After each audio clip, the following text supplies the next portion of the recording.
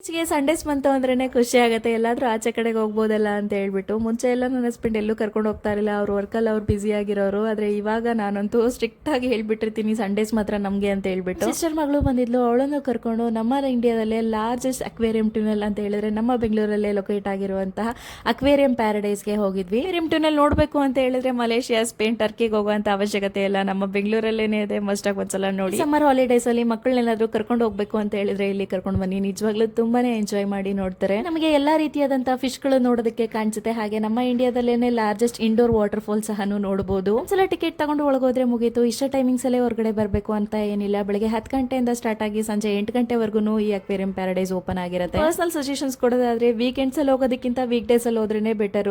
Ticket price ಕೂಡ ಕಡಿಮೆ ಇರುತ್ತೆ. ಹಾಗೆ ಮಕ್ಕಳು ಸಹ ಆರಾಮಾಗಿ ನೋಡಬಹುದು. ವೀಕೆಂಡ್ಸ್ ಅಲ್ಲಿ ಸ್ವಲ್ಪ ಬಿಸಿ ಆಗಿರುತ್ತೆ, ಸ್ವಲ್ಪ ರಶ್ ಜಾಸ್ತಿನೇ ಆಗಿರುತ್ತೆ. ಹಾಗಾಗಿ ಫಿಶ್ ಗಳು ನೋಡ್ತಾ ನೋಡ್ತಾ ನಾವೇ ಸಮುದ್ರ ಲೋಕದಲ್ಲಿ ಇದೀವೇನೋಪ್ಪ ಅನ್ನೋ ರೀತಿಯಾಗಿ ಫೀಲ್ ಆಗುತ್ತೆ. ಅಷ್ಟು ಡೀಟೇಲ್ಡ್ ಆಗಿ ಮಾಡಿದ್ದಾರೆ. ಒಂದ್ ದಿವಸ ಫ್ರೀ ಆಗ್ಬಿಟ್ಟು ಹೋಗಿ ನೀಟಾಗಿ ನೋಡ್ಕೊಂಡು ಬನ್ನಿ. ಅಂತೂ ತುಂಬಾನೇ ಎಂಜಾಯ್ ಮಾಡ್ಕೊಂಡು ಇಂಟ್ರೆಸ್ಟಿಂಗ್ ಆಗಿ ನೋಡ್ತಾ ಇದ್ರು. ವರ್ತ್ ಅಂತಾನೆ ಅನ್ನಿಸ್ತು. ಎಲ್ಲ ನೋಡ್ಕೊಂಡು ಇನ್ನ ಸ್ವಲ್ಪ ಹಸುವಾಗಿತ್ತು ಅಂತ ಹೇಳ್ಬಿಟ್ಟು ಕಪೂರ್ಸ್ ಕೆಫೆ ಅಂತ ಹೇಳ್ಬಿಟ್ಟು ಪಂಜಾಬಿ ಸ್ಟೈಲ್ ಡಾಬಾ ಸ್ವಲ್ಪ ಲೈಟ್ ಆಗಿ ಊಟ ಮಾಡ್ಕೊಂಡು ಹೋಗೋಣ ಅಂತ ಹೇಳ್ಬಿಟ್ಟು ಅದನ್ನೆಲ್ಲ ಮುಗಿಸ್ಕೊಂಡು ಮನೆಗೆ ವಾಪಸ್ ಹೊರಟ್ವಿ.